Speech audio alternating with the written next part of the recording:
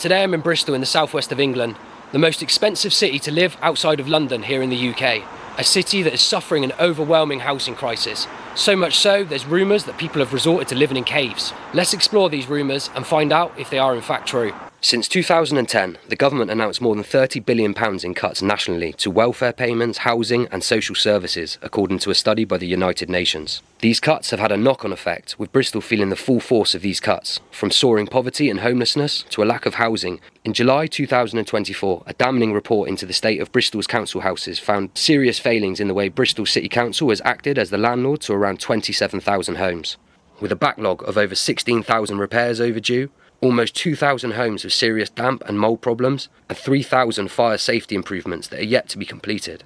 The government's regulator of social housing has issued an improvement notice and will now be working with the council to sort out the mess. A mess which council chiefs and politicians in the city recognise has been years, perhaps decades in the making. I can see all the shoppers enjoying the retail area of Bristol. I've just parked my car in one of the main car parks in the centre of Bristol, and I'm now heading to the outskirts where the supposed location is of the cave dwellers. Just see how many tents are slap bang in the centre of Bristol City. You can see a tent there.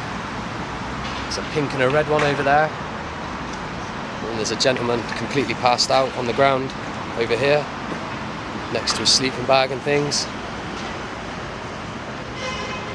Unfortunately, it's becoming more of a common sight across the country, but it still doesn't change how shocking it is to see.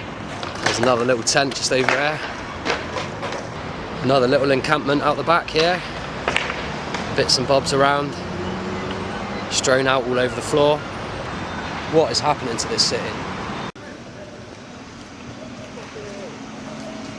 Look at the state of this area. Huge encampment there. Big tent, seems to be a wooden shack of some kind over there. And just loads and loads of rubbish. Sleeping bags, bicycles, all just strewn about the place. Remember, this is the second most expensive city to live in outside of London. And we are right in the centre of the city. In one of the recreational parks, you can see there's a homemade shack of some kind. Just tons and tons of rubbish everywhere. I can't believe this. Campfire there. It looks like a shanty town. It's another tent just laid out. I've got to be honest guys, it is a bit shocking to see so many tents set up in the middle of the city centre. I'm just heading towards an area in Bristol. Now this is a bit of a hub for a lot of the problems and issues that are ongoing here in Bristol. There seems to be a number of homeless encampments that have been set up in the centre of the park, but also there's been a number of reports of violent activity. Just 2 days ago, a man was stabbed repeatedly in the legs. And I can see already there's a number of encampments that have been set up in the park. You can see a big homeless encampment over there.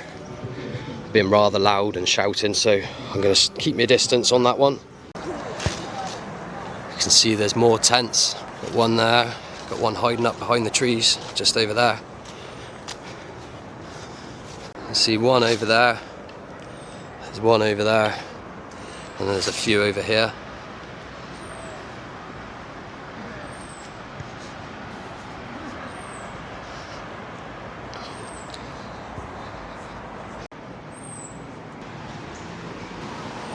Remember guys to like, comment and subscribe. When I film content like this, I want it to go out to as wide an audience as possible, and with your help, we can do that. I've got to say, having grown up just down the road from Bristol, things have got so much worse over the last 5 to 10 years.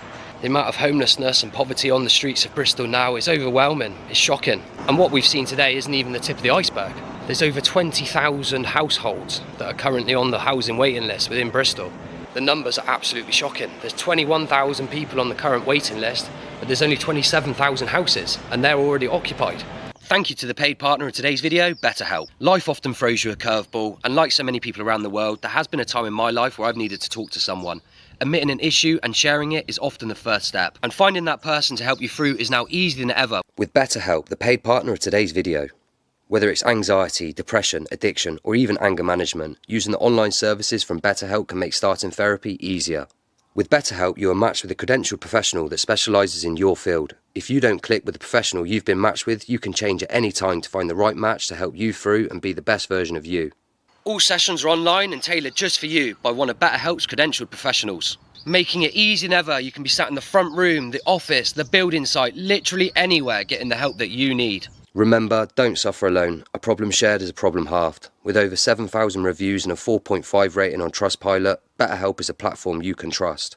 If you're struggling and could benefit from the services of a credentialed therapist, check out BetterHelp today and be the best version of yourself. Remember guys, check out the link in the description and get 10% off your first month of professional therapy with BetterHelp. Massive thank you to BetterHelp for being the paid partner on today's video.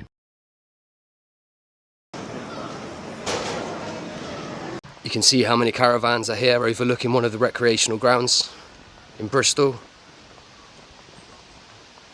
Huge numbers.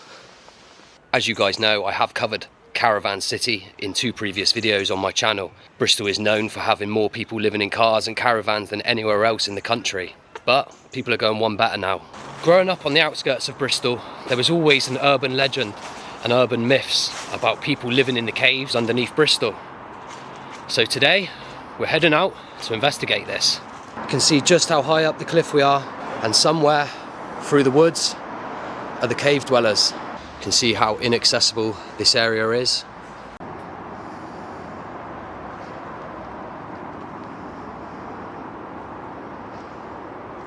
Who knows if the rumours are actually correct, but there's only one way to find out. You can see just how difficult it is. I'm on the side of a cliff.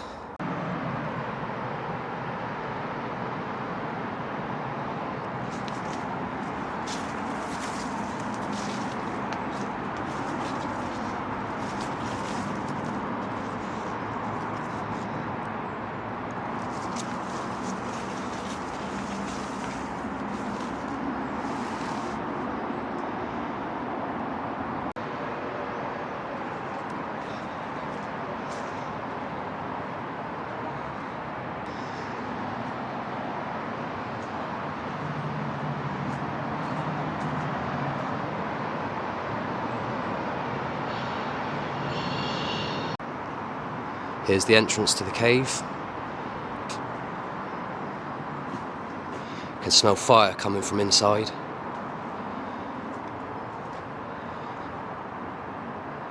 Washing up facilities. Pots and pans. There seems to be some sort of a bed up there.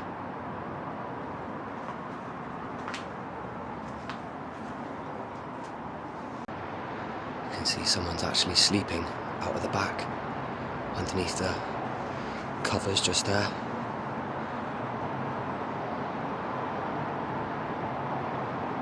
Things have got so bad in Bristol, people have literally reverted back to the Stone Age and are now inhabiting caves. You can see a shelter's been made over the top of where the fellow's sleeping. I'm literally in shock. I can't believe this. That things have got this bad for some people, that they're now having to live in caves, up on the side of a cliff. Honestly, I cannot believe that. Growing up on the outskirts of Bristol, there was always urban myths and urban legends of people that were living in the caves, but I just thought it was a myth. Honestly, I just thought it was a myth. To actually find these encampments, it's shocking. Truly shocking. Yeah, so you were saying about the homeless situation in and around Bristol. Yeah, it's basically, it's not as people think, it's actually more a system itself. People have this idea that the system sorts it all out and all the rest of it, but the fact is you can't get anything sorted at the minute, especially we're finding for British people. If you don't have an addiction or a health problem, or you can't be classified as having a mental health issue, you just don't get anything on the system. It's that simple. So if you're not a drug addict or you're not suffering from mental health, you feel that there's basically a real lack of help. It's like a prerequisite to get your housing, and you get held down until such time as you agree with that, and that's and people think it's that's the excuse for it. Yeah, there's a lot of people who have these issues, but there's loads of people out there that they're just turning up saying, well, I just want money and stuff to get on with my life, and they're not being allowed. It's a bit sad, but yeah, the whole system. I mean, there's a lot of charities out there that are getting paid vast amounts of money. Yeah. And yet you look around, same people are on the streets. Yeah. So what's going on? Why is there no recirculation with people getting off the streets? You know, because you've got lots of charities using these people. Now charities, a lot of them are good, especially the food charities and stuff like that, that hand out clothes, showers, food. But when it comes to charities getting people off the street, you know, it's almost like, you know, sorry, but you have to be an addict, or you have to have a disability, or you have to have a mental health illness, which is pretty insulting. People still think you can get job seekers, but you can't always, you know, you can't necessarily, it's almost impossible to get job seekers for a lot of people out on the streets anyway. Yeah, well, you touched on the fact that without an address, you can't get a bank account, and then without the bank account, you can't then get the universal credit, the payment. You can't have everybody like in the world who becomes homeless suddenly registered with some church, or, you know, is their address or a charity. I mean, yeah, some people do that, but the fact is you just shouldn't have to. We've got a British society that says that it provides housing, provides a basic amount of money, and basically, unless you agree to be to have some sort of addiction or something, you don't get that. Yeah. So that's when you look at everybody around, it's just stagnant. The big charities that are supposed to be helping people off the street, they've sat with me and you know, and they've said, oh well, have you got this, have you got that? Of course I haven't got these documents, or of course I haven't got these things. You know, I even went into HSBC. I said, right, you've got a homeless bank account, can I get one? And they said, yeah, but you need an address. I was like, well, what are you on about, you know? Hold on a minute, so a homeless bank account, yet you need an address? Yeah, you still have to have an address for a homeless bank account. It's just my goodness. I said, you're joking? And they went, no, we have to register it to somewhere. I said, well, you don't have a homeless bank account then. I said, it's stupid, you know. And so this is the things, you know, the general population get shown this amazing work that all these charities and everything are doing, but actually the same people are still without anything years and years later, until they sort of say they've got this problem with themselves. And that's a systematic thing. That's from community to community. That's all the way across the country. Yeah. That's how the communities work. In Britain is basically you come into a community, you've got to be sort of almost degraded to nothing before the community accepts you back in or accepts you into their community. And that's what happens in the background. But yeah, what the public is being told is like, basically we've got systems in place for all this, and yeah, the system's there, but it doesn't mean you can use it. Yeah, you know, it's just being stopped until you comply to sort of degrade yourself even further. It's absolutely crazy, isn't it? And so, how long have you been here for then? Well, I've actually been. I don't always stay here. Yeah. But, over many years, probably about 6 or 7 years. Really? Originally, there was the Polish guy who built a hut in it. Yeah. There was an older guy who used to live in a tent out the back cave. There's a cave out behind here. And I originally started living in the cave. There's another side cave. Is there? Yeah, I had a double duvet in there. Did you? Yeah. And so how is it sleeping in the caves? You know, as long as you've got experience, then it's fine. Yeah, because you've touched on you've got a lot of experience with outdoor pursuits and that type of thing, haven't you? I used to teach and train people for 15 years. So, and also I've got mountaineer experience around the world. But the thing is, yeah, it's all right for a while. You know, a lot of people come out and think it's like, well, yeah, it's great, it's wonderful, it's all right until suddenly, you know, it becomes winter and. Oh, of course. You know. So do you stay in through the winter as well? Yeah. Oh wow. Yeah, and like I say, I'm not here all the time, but I do pop back, stay here for a bit, see some people I know, and sort of generally take care of the place. Yeah. Make sure that, you know, whoever turned up, I've already cleaned 6 bagfuls of cans and bottles out of it. Oh really? Yeah, there was loads of old sleeping bags that were, you know, you wouldn't ever want to sleep in again. So we got rid of all them and basically cleaned out all the crap. Yeah. And then you know, do that for a week or 2 or whatever, and then it just sorts it all out for another year. So as people come down here, it's not just a crap hole. Yeah. You know. Yeah. And also, it's not dangerous. Bits of sort of wattle and daub wall falling down. You know. Yeah. So they just come in and taking care of it, sort of make sure that it's pretty safe. Yeah, because you can see it. It's actually really clean inside. You can see that it's all swept through underneath. There's no rubbish about the place or anything like that. Yeah, it's like Actually, last night I sorted out the.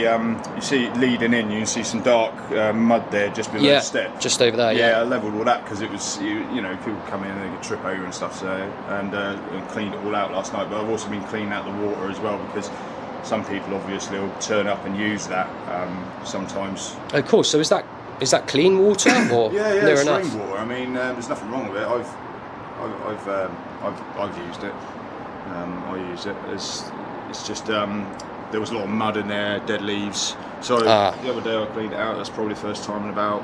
Well, it's probably the first time it's ever been done, to be honest. Yeah, because it looks like it's ran through the stonework, through the stone as well. Yeah, it does. It drips straight through. It actually drips through here. So it looked like a natural filter, that would, wouldn't it? Yeah. Oh wow. But the thing is, I've just put the chipping wire in around the front here to stop the leaves getting into the main pool. Getting blowed through. Yeah, because this was about 2 inches thick of dead rotten leaves. Was it? Yeah, it was pretty. So you've done a really good job cleaning it all up and everything then as well. That's what the sink's for. It's of course. Can I have a quick look? Yeah, it's a filter. It's a filter.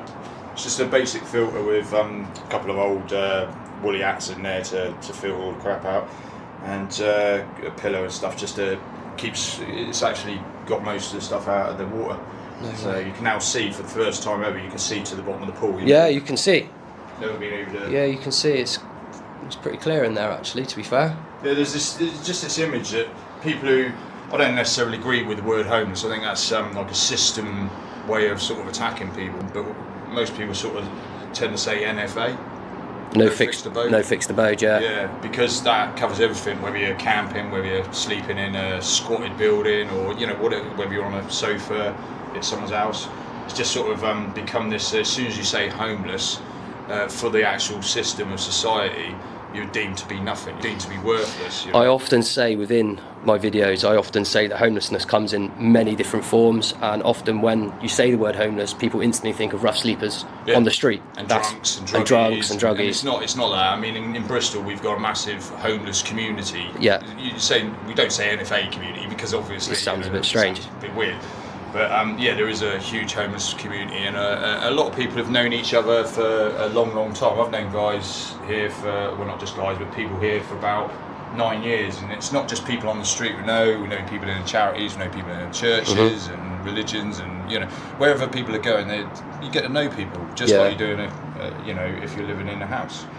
And so is this the shelter that you've built over there then? Do you get drips through or something like that? Right, if you coming on here, I built this a long time ago, quite a few years ago, basically because originally my mate built this hut here, Mr. Magic, and I was originally just sleeping here in the middle of the cave, and it was fine, but there was one day where it's only ever happened once, where the wind came straight down through the cave and also came straight in through the mouth of the cave. I've never had it happen before or after, and it was Baltic. It was extremely cold. I can imagine it was freezing, And I could put up with the cold, but that just, it was the only time it happened. So I realised that basically there was a need for a proper shelter.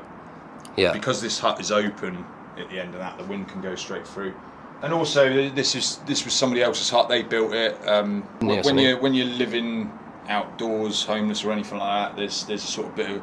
Some people have a bit of a stigma about, it's sort of his hut, and where he's been sleeping. I don't really want to be sleeping on top of that again, but unless I have to. But short term, it's all right. But if you're staying long term, So I built this, and basically it's got a wood burner in there, stone wood burner, and everything like that. Blimey. So I'm able to survive. I've been out here before in the snow, and it's been beautiful. Snow's been coming down, and you look out the cave, and it's surreal. It's like I can imagine. I can imagine, because where we're set as well, it's not the most accessible place in the world either, is it? So it's nicely out of the way, that's for sure. It's a bit of a trek in, especially at night. I usually come back at night because I go out and see people. And the pathway in it's not horrific, but it is, to the average person, you're going to have problems. Yeah, definitely. Getting here, definitely. But I suppose that is a bonus for you, really, isn't it? I suppose being off the beaten track a little bit, you're not going to get bothered by people. You don't want to be so far out that you're absolutely disjointed. Well, it doesn't bother me, to be honest, because of my past, my training. But you don't really, if you can get to a point of disjointing yourself so far from society that you sort of you realise, well, hang on a minute, You know, I haven't spoken to someone for so long, it's just unreal. Goodness me, yeah. So you don't sort of necessarily want that, but at the same time you need to go far enough away, or have somewhere out of the way far enough that basically you've got your own space, your own sort of, you know, if say something was to go wrong in town, you could come back to somewhere. And you've got security. Yeah. That's it, isn't it, at the moment? I mean, it's not a problem if people turn up. People have turned up, like yourselves turn up. And it's like, it's not a problem or an issue. It's just like, you know, you need somewhere out of the way, your own safe space. I mean, some people know, there's quite a few people that know that I do stay here when I'm back. Tend to call me a caveman, so right. It seems straightforward. But again, that's great in one way. In another way, I still don't know who could turn up. So, you know, I've even got to have a backup plan to this. Yeah. So, you know, if I turned up here and there was a load of people here I didn't necessarily want here and they wouldn't shift, am I going to just, you know, get into trouble with these people over, you know, them staying here for a while until they get pissed off and leave? Yeah. No, I'm just going to go, well, if you really like that, I'll just go into town and see some people or something. Just leave them to it. Eventually they'll move on. Yeah. Because, you know. Yeah, I expect it takes real commitment to be able to live here, really, and knowledge. Yeah. It's there's a lot of history. People don't realise. They just sort of think, oh, you're homeless. You know, you don't know anything. You're sort of there, and that's that. You know, and they treat you quite differently to everyday society. If I tell a couple of people about what I've done in my past, you know, and my work and my outdoor stuff, and they're like, wow, you know, and people have said, oh, write a book, and I've gone, well, I'm still living. Yeah, I'm still living. Yeah. People write books when they get bored and they want to settle down and retire, you know, stuff that's like cool, that. Yeah. But yeah, it is. You do get treated quite a bit different. It's just it's a natural thing. I don't think people want to do it, but it's society that has taught these people. No. Homeless people are criminals. Homeless people are drug addicts. Homeless people are alcoholics, and you know, this is this thing that's been taught, and it's actually not true. You know, you walk around, you see a homeless person having a beer, and you think, oh my God, look, homeless person, beer, awful. Yet you're all right with your mates going into a pub and having 20 beers on a Friday night, coming out and fighting. There you go, mate. You know, and it's just, you know, it's just stupid. So yeah, you do have people who are homeless. Sort of this idea is different. They don't realise that there actually is communities of people. Yeah. You know, and it's not all just we actually know who the ones who are taking all the drugs and drink.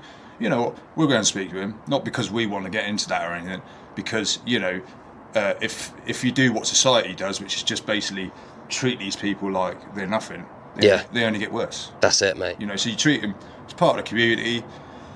If they get out of hand, you're sort of straight with them, but not nasty, you know, and you just sort of, you don't disrespect each other. You know, you get a few people who get pissed up and stuff like that, but you get that in normal society. Yeah, definitely. Definitely. And yet we're people who are out on the streets or homeless or whatever you want to NFA. It's like, oh no, they're bad for it. No, you know, we actually have to survive on nothing most of the time. Yeah. You know, like I haven't had any money for 9-10 years, something like that, off the government. And people are like, oh well, you know, they just get paid money. No, that's not the case. We actually go and see people we know. Just because I live like this is how I decide to live, definitely, you know, in essence. And each person over there decides to live however they want to. Yeah. And it's the same as anybody living in houses, really. You know, you decide which house you want to live in, you decide where you want to live, who you want to surround yourself with, and how you want to interact with people. Same with people who are on the street, same with people who are homeless. Yeah. You know, you get some wrong-uns, you're always going to get some wrong-uns, but that's the same in every part of life. Totally. It's just, you know, your society tells everybody, oh no, these people are dangerous and wrong, and it's just not the case. You know, that's what I found too, mate.